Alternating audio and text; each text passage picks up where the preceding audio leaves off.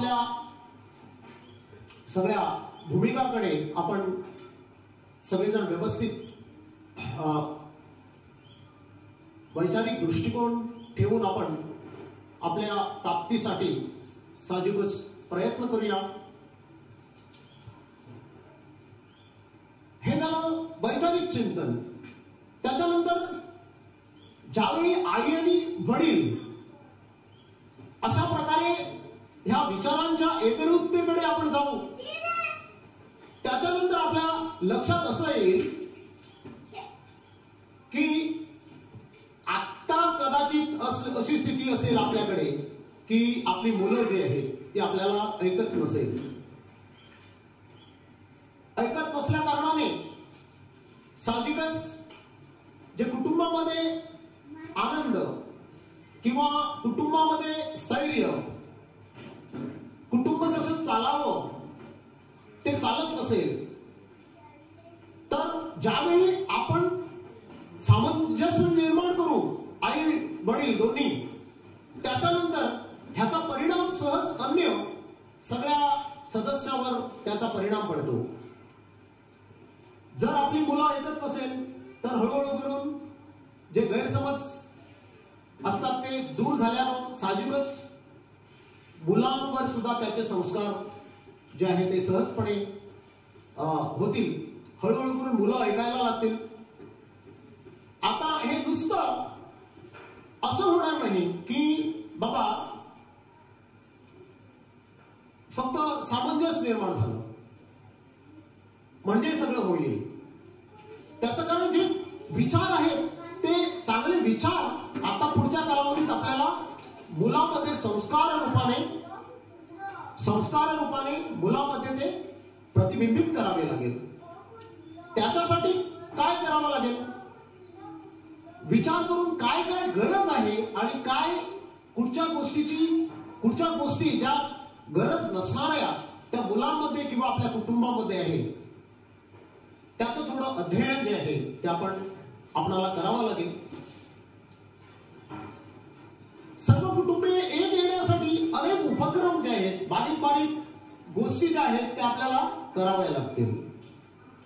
त्याचं कारण एक आपल्याला लक्षात घ्यायला पाहिजे की आपली मुलं जी आहेत ती मुलांचं पियर ग्रुप म्हणजे समवयस्क त्यांची मुलांचा तो परिणाम त्यांच्यावर असतो, ज्याला आपण इंग्रजीमध्ये पियर प्रेशर असं म्हणतो. पियर प्रेशर म्हणजे त्या समवयस्क मुलांचा परिणाम त्यांच्यावर होत असतो. किंवा मल्टीमीडिया आहे त्या मल्टीमीडियाचा त्यांच्यावर परिणाम असतो. सो आपलं चिंतन समजा आपण चांगल्या स्थितीवर आणलं तर मुलांच्या घडवणुकीवर त्याचा परिणाम होणारच आहे. असं नाही, त्याला कालावधी लागेल, खूप कालावधी लागेल. आणि ही प्रक्रिया जी आहे घडवण्याची प्रक्रिया ती समजा आम्हाला थोडी म्हणजे स्पीडीली गतीने जर करायची असेल तर मग आपण अनेक उपक्रम जे आहे ते हातामध्ये आपल्याला घ्यावे लागेल. म्हणजे टीव्हीवरचे कोणते, दूरदर्शनवरचे कुठचे कार्यक्रम बघावे, कुठचे कार्यक्रम बघू नये, हे विचार करून आपण ठरवावं लागेल. नाहीतर बऱ्याच वेळेला असं सुद्धा होत असतं की टीव्ही जी आहे ही अत्यंत घातक आहे. हे आपल्या सर्वांना आपण लक्षात घ्यायला पाहिजे. सो आता ती टीव्ही आलेलीच आहे आपल्या घरी. जर नसली तर काहीच प्रॉब्लेम नाही, नसली तर प्रॉब्लेम नाही आहे. मग त्याचा वापर आपण कसा करावा हे ठरवावं लागेल. कुठचे कार्यक्रम बघावे, कुठचे कार्यक्रम बघू नये. टीव्हीच्या माध्यमातून अनेक हानिकारक परिणाम जे आहेत ते सर्वांच्या मनावर, फक्त लहान मुलांच्याच मनावर नाही, बघणाऱ्या सर्वांच्यावरच होत असतात हानिकारक परिणाम. त्याचं कारण टीव्ही मध्ये जे सिरियल असतात ते कशा प्रकारचे बिभत्स वातावरण निर्माण करणारे असतात. त्याच्यामध्ये आपली स्त्री जी आहे ती स्त्री कशा प्रकारे तिची भूमिका दाखवलेली असते आपण जरा बघा, मुद्दाम पडताळून बघा. तिच्या चेहऱ्यावरचे हावभाव कसे असतात, सुद्धा जो आहे तो एक स्त्री की 2, 3 कितीही असतात अशा प्रकारच्या भूमिका, आणि त्या अशा या सगळ्या भूमिका असलेली सगळी जे सिरियल्स आपली मुलं पाहतात आणि लक्षात असू दे आम्ही सुद्धा बघतो, आम्ही सुद्धा पाहतात. सो साहजिकच अशा या सगळ्या सिरियल्स आपल्या घरामध्ये बंद करायला पाहिजे. हा विचार जो आहे आम्हीच ठरवू शकतो.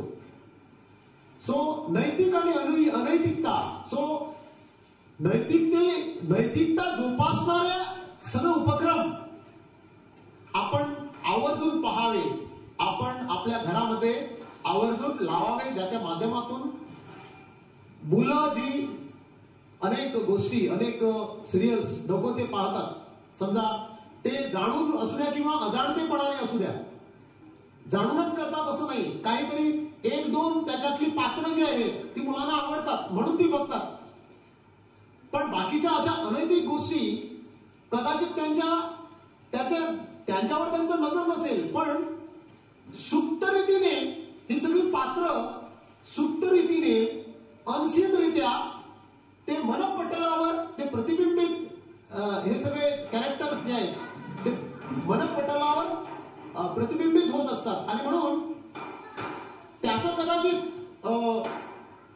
आत्ता काही त्याचे परिणाम जे आहेत ते मुलावर दिसून येणार नाही, पण परिपक्वतेकडे ज्यावेळेस म्हणजे आणखी काही वर्षांनी त्याचे परिणामावर, कारण हे बघितलेलं आहे कशा प्रकारच्या भूमिका जगामध्ये चालतात ह्या त्यांनी पाहिलेल्या आहेत, आणि साहजिकच कालांतराने त्याचा परिणाम वाईट होऊ शकतो. आणि म्हणून ह्या गोष्टी काय टीव्हीवर पाहू नये ह्याचं एक नियोजन जे आहे ते पालक मंडळीनं जबाबदार व्यक्ती म्हणून आपण आपल्याला करावं लागेल.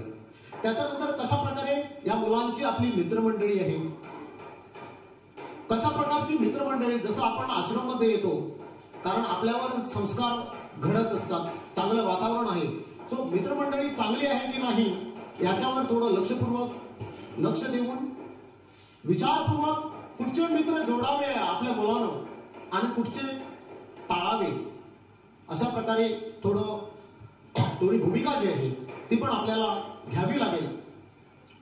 सो त्याच्यानंतर मुलाला काय हवं असतं, आनंद, प्रेम, जिव्हाळा, आपुलकी, आणि हे सगळं करत असताना आई वडिलांना एक गोष्ट जी आहे ती लक्षात घ्यावी असं मला वाटतं, ती म्हणजे आपण त्यांना वेळ किती देतो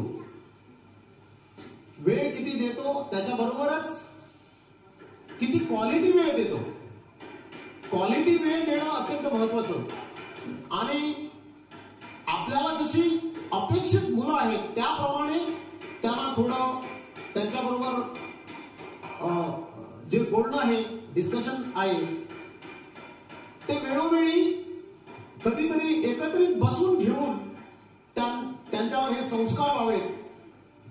म्हणून आपण म्हणू त्यांना बैठक म्हणा तेव्हा एकत्रित बसून चिंतन आणि सकारात्मक गोष्टीच्या माध्यमातून हे व्हावं.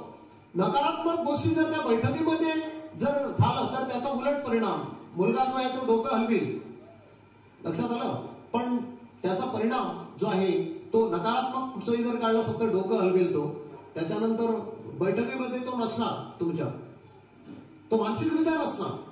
आणि म्हणून सकारात्मकता ज्यावेळी आपण वाढवतो त्याच्यानंतर नकारात्मकता ऑटोमॅटिक कमी होत असते.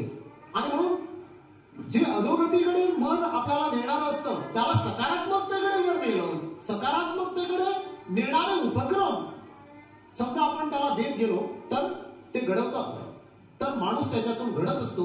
आणि म्हणून सकारात्मक गोष्टी ज्या आहेत या सकारात्मक गोष्टी आपण या डिस्कशन मधून मुलांवर प्रतिबिंबित करण्याचा प्रयत्न करावा. तसंच आपुलकीच्या माध्यमातून किंवा मुलं जी आहेत ती आपल्या जवळ राहावी, मानसिकरित्या, शारीरिकरित्या असं नाहीये, कारण वडील पर्टिक्युलरली घरामध्ये कमी वेळ असतात आणि म्हणून ही भूमिका जी आहे घडवण्याची प्रक्रिया जी आहे ती आईची असते. आई घरी जास्त वेळ असते किंवा समजा आपण सायकोलॉजी जर घेतली, मानसिक अध्ययनाचा विषय जर घेतला, तर मानसिकरित्या मुलं सगळी आईकडे जास्त गुंतलेली असतात. वडील जरी जास्त वेळ घरी असला असं समजूया, तरी असताना सगळ्या चांगल्या विचारांचा परिणाम हा आईकडून येत असतो. त्याचं कारण नैसर्गिकरित्या आईची भूमिका देवानं दिलेली तशी आहे. आणि म्हणूनच ह्या मुलाची काळजी 9 महिने घेण्याची जबाबदारी अंगावर त्या आईच्या दिलेली आहे देवाने. आणि एवढंच नाही तर ती क्षमता शारीरिकरित्याच नव्हे तर मानसिकरित्या सुद्धा आईजवळच ही भूमिका दिलेली आहे. आणि म्हणून ही जी काही संस्कार घडवण्याची जी प्रक्रिया आहे ती आईकडे जास्त असते. आणि म्हणून असं म्हटलं जातं की एक पुरुष शिकला तर फक्त तो एकटाच शिकत असतो, पण स्त्री जर शिकली तर संपूर्ण कुटुंब हे शिकलं शिकतं. ही गोष्ट जी आहे ती अत्यंत महत्वाची. म्हणजे देवाने सुद्धा देत असताना पुरुष जो आहे हे पुरुषाचा ह्या मुलांच्या दैवी स्वरूपात काय असतं, बीज असतं. पण ते बीज वाढवण्याची प्रक्रिया जी आहे ती आईची असते. आणि म्हणून संस्कार जे आहे, विस्तार जो आहे ती भूमिका आईची असते. विस्ताराची भूमिका आईची असते. ही गोष्ट सर्व माता भगिनींनी लक्षात घ्यायला पाहिजे. सो ते संस्कार असू द्या किंवा कुठचंही, म्हणजे धन आणायचं हे वडिलांचं काम असतं मुख्यतः, आणि वाढवायचं किंवा ते सगळं व्यवस्थित त्याचा विस्तार करून सगळ्यांना समभावनेने तो वाढावा, ही भूमिका कोणाची असते तर ही भूमिका आईची असते. आत्ताची आई जी आहे ते कामाला जाते, ती पण कमावते, पण जे नैसर्गिकरित्या जे काही देवानं दिलेले आहे ते वडील ही भूमिका आपली जागा घेऊ शकणार नाही. सो हे आपण सर्वांनी एक लक्षात ठेवूया. आणि म्हणून हे सगळं चिंतनात्मक विचार आहेत, जे परिपूर्ण विचार ज्याच्या माध्यमातून आपण या सगळ्या सत्रातून आपण जे काही अपेक्षित आहे ते घेण्याचा आपण सगळेजण प्रयत्न करूया. आणि म्हणून संस्कार जे आहेत ते आईची भूमिका अधिक असते त्याच्यामध्ये. वडील जो आहे, समजा ते संस्कार जर रुजवले गेले नाहीत तर मग वडील आपली भूमिका काय करतो तर 1-2 थप्पडा मारून त्याला कदाचित जाग्यावर, म्हणजे वडिलांना सुद्धा असं म्हणत नाही मी की या प्रक्रियेमध्ये वडिलाचा सहभाग नसतो. प्रार्थना समजा केली तर वडील सुद्धा संध्याकाळी त्या प्रार्थनेच्या सत्रामध्ये असायला पाहिजे, ज्याच्या माध्यमातून आई आणि वडील. त्याचं कारण आणखी एक, जर आपण निसर्गाची जी सगळी देणगी आहे आपल्याला त्याचा जर विचार करायला गेलो तर स्त्री आपण अर्धांगिनी म्हणतो, तर पुरुष काय झाला, पुरुष हे अर्धांग झालं. आणि म्हणून प्रत्येक कुटुंबाच्या ह्या जडणघडणीमध्ये पुरुषाचा सुद्धा तेवढाच सहभाग असायला पाहिजे. असं नाही की संस्कार सगळे जे आहे ते आईनच करावे. सो त्याला पूरक अशी भूमिका जी आहे, पूरक अशी भूमिका पुरुषांनी सुद्धा घ्यायला पाहिजे.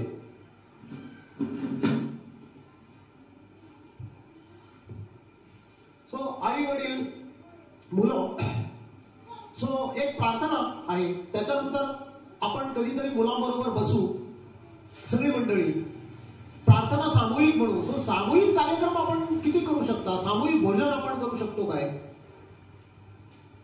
सामूहिक सहल कधीतरी आपण मुलांना घेऊन कुठंतरी जाऊ शकतो काय. सो अशा प्रकारे सामूहिक उपक्रम आपण किती द्याल आपल्या कुटुंबासाठी, तेवढंच आपलं कुटुंब सक्षम. त्याचं कारण सगळ्या कुटुंबाला आपल्याला एकतेकडे न्यायचं आहे, एकात्मतेकडे न्यायचं आहे. एकात्मता म्हणजे समरसता, समता, समत्व भावाची निर्मिती जर आपल्या मनामध्ये निर्माण झाली तरच हे सगळं आपल्याला प्राप्त होईल. त्याच्यानंतर आपली वडीलधारी मंडळी आहे घरामध्ये. सो बऱ्याच वेळेला जो वडील असतो, वडिलांची आई वडील असतात घरामध्ये, त्याच्यानंतर आई जी आहे, आई म्हणजे मी आता स्त्री आणि पुरुष आता समजा लग्न झालेलं आहे, तर मग स्त्रीची भूमिका काय असावी? त्याचं कारण सतत एक संघर्ष जो आहे आपल्या कुटुंबामध्ये होत असतो. म्हणजे काय म्हणतो त्याला, म्हणजे सून आणि सासू, सून आणि सासू संघर्ष जो आहे तो तिकडं असतो.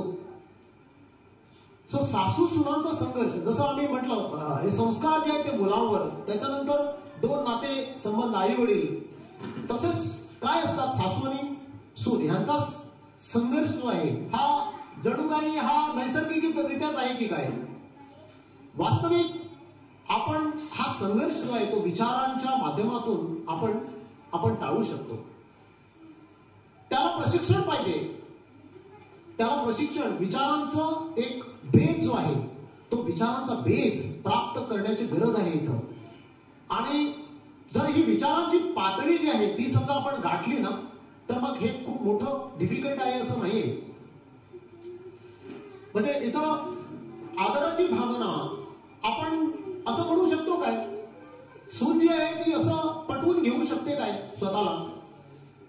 थोडं हे मन जे आपल्याला कुठच्या कुठं नेत असतं त्याच्यावर थोडा आवर घालू शकतो काय? विचारांच्या माध्यमातून थोडं संघर्षमय वातावरण आपल्यामध्ये निर्माण करून समजूतदारपणाची भावना निर्माण करू शकते काय? त्याचं कारण सून ही शिकलेली असते आत्ताच्या काळामध्ये, कदाचित सासू पण शिकलेली असेल, तरी सुद्धा हा संघर्ष असतो. हा दोन पिढींच्या आतला जो विचारांचा संघर्ष असू शकतो. कदाचित सासू जी आहे ती एका लेवलवर, एका पातळीवर, कारण जुन्या विचारांची असेल, ओके, ती पातळी कदाचित सुनेची पातळी वेगळी असेल, शिक्षणाच्या प्रक्रियेतून किंवा आधुनिकतेकडे झुकलेली असेल. तरी असताना आपुलकीच्या भावनेने, म्हणजे सुनेनं काय, सून जी आहे ती काय म्हणू शकते? सून म्हणू शकते की बाबा सासू माझी जी आहे ना ती माझ्या आई समान आहे. समजा ही भूमिका जर सुनेनं पार पाडण्याचा प्रयत्न केला तर त्याच्यामध्ये काय कमीपणाची कुठची भावना आहे? आणि सासूनं सुनेसाठी असा विचार करावा की ही सून जी आहे ती माझी मुलगी आहे. सो हा विचारांचा जो इम्बॅलन्स आहे, हा विचारांचा इम्बॅलन्स आहे, असंतुलन आहे. सो ते संतुलन आपण विचारानेच हे करू शकतो, कमी करू शकतो. सो विचारांचं काट्यानं जसं काटं आपण काढूया किंवा काढतो असं म्हणतो ना, तसं विचारांनीच हे सगळं करायचं असतं. त्याच्यासाठी थोडा संघर्ष करावा लागतो, विचारांच्या लेवलवर थोडा संघर्ष करावा लागतो. आणि त्याच्यामधून त्यागाची भावना जी आहे, त्याग करावा लागतो. लक्षात घ्या, कुठचा त्याग? तर आपलं मन जे आहे ना ते आपल्याला कुठंतरी नको त्या गोष्टीकडे जे घेऊन जातं. सो ती गोष्ट काढून टाकण्यासाठी त्या नको त्या गोष्टींचा त्याग करण्याची आवश्यकता असते. परत इथं समजूतदारपणा जो आहे त्या समजूतदारपणाची जी आहे, आणि त्याच्यातून म्हणजे विश्वासानं हे होऊ शकतं. आपल्या म्हणजे सुनेनं एक विश्वास निर्माण करावा सासूबद्दल, आणि सासूनं सुद्धा विश्वास निर्माण करावा आपल्या सुनेबद्दल. सो ही मानसिक लेवलवर चिंतन जे आहे हे मानसिक लेवलवर विचारांच्या माध्यमातून करून हे आपण करू शकतो. मी अशा अनेक गोष्टी बघितलेल्या आहेत प्रॅक्टिकली. त्याचं कारण शिक्षक या नात्यानं अनेक कुटुंब जे आहे ती परिचित आहेत. एक सून ही साहजिकच मॉडर्न सुशिक्षित असं असू द्या. त्याच्यानंतर समजा ही भूमिका जर घेतली, थोडा त्याग केला सगळ्या गोष्टीचा, आणि सुनेनं समजा नमस्कार केला सासूला, तर सासूच्या तोंडातून अवश्य आशीर्वाद बाहेर पडते, अवश्य बाहेर पडते. सो भूमिका कोणी घ्यायची असते? मी म्हणेन सुनेनं घ्यायची असते. त्याच्यानंतर कदाचित जर विचाराने सुदृढ असेल तर सासूनं सुद्धा घ्यावी. त्याचं कारण कसं आहे, लहानपण देगा देवा तुझा विसरण व्हावा, ह्या विचारांनी आपण काय करू शकतो. आपली भारतीय परंपरा आपल्याला काय शिकवते, मातृदेवो भव, पितृदेवो भव, आचार्य देवो भव. काल आपण अशाच प्रकारची भूमिका आपल्या मुलांकडून सगळी करून घेतली. सो साहजिकच प्रत्येक लहान व्यक्ती, वयाने जी लहान व्यक्ती असते ती लहानच असते.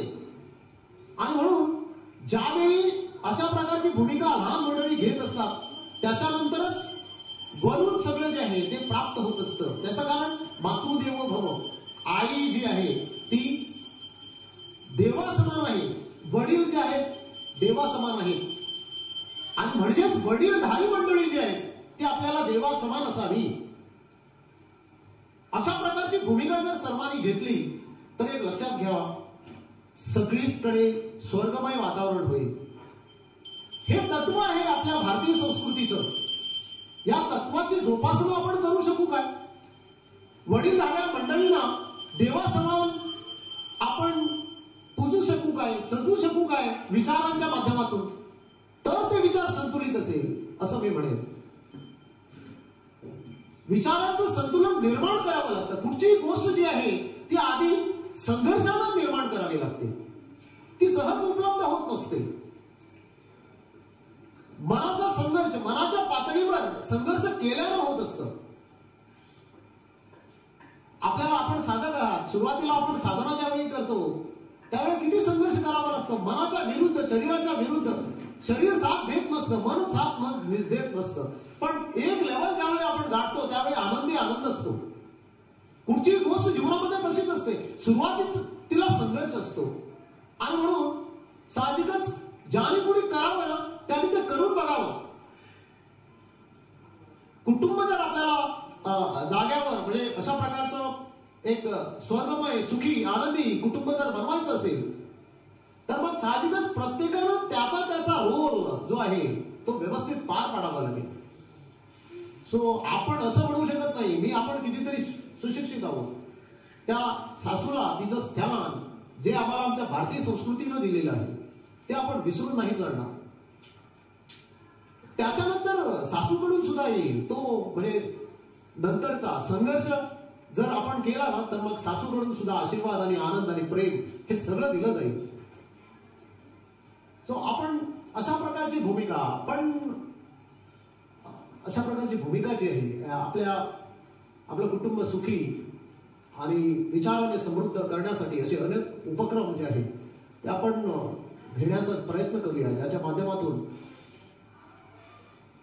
मी म्हणेन की हे फक्त बिंदू रूपाने सगळे काही ज्या गोष्टी मला, म्हणजे आश्रमाने हा विषय मला दिला आणि त्याच्यातून जे काही चिंतन करण्याचा प्रयत्न जो झाला, हा देवाच्या आशीर्वादानं, सद्गुरूंच्या कृपेनं जे काही सुचलं ते मी इथं मांडण्याचा प्रयत्न केला. पण हे बिंदू स्वरूपात नाही, ज्याच्यातून आपण ह्याचा विस्तार करावा. आपलं कुटुंब जे आहे ते सुखी व्हावं, समृद्ध व्हावं, आनंदी व्हावं आणि स्वर्गीय सुख, शांती, समृद्धी आपल्या कुटुंबामध्ये यावी. ही भूमिका जी आहे ही भूमिका आपण स्वतः निर्माण करू शकतो जर ह्याच्यामध्ये अत्यंत महत्वाचं म्हणजे आज सकाळीच स्वामींजी बरोबर माझं डिस्कशन झालं आणि त्याच्यातून त्यांनी अत्यंत महत्वाचा हा बिंदू तुम्हाला दिलेला आहे. तो बिंदू म्हणजे त्याग. त्याचं कारण त्याग, वैराग्य हे सर्वश्रेष्ठ सद्गुण आहेत जे आमच्या भारतीय संस्कृतीनं आम्हाला दिलेले आहेत. आपण असं म्हणू शकत नाही आपलं कुटुंब सुखी व्हावं, पण आपणाकडे सद्गुण का पाहिजे? आपणाकडे जर सद्गुण नको असल्यास मग कोण देणार ते? कुठून आणणार? कोण तुमचं कुटुंब सुखी करणार? सो त्या कारणाने जे काही माझ्या सद्गुरूंच्या कृपेने, देवाच्या आशीर्वादानं जे काही मला प्राप्त झालं विचारांच्या अंती, ते मी आपल्या सर्वांना देण्याचा प्रयत्न केला.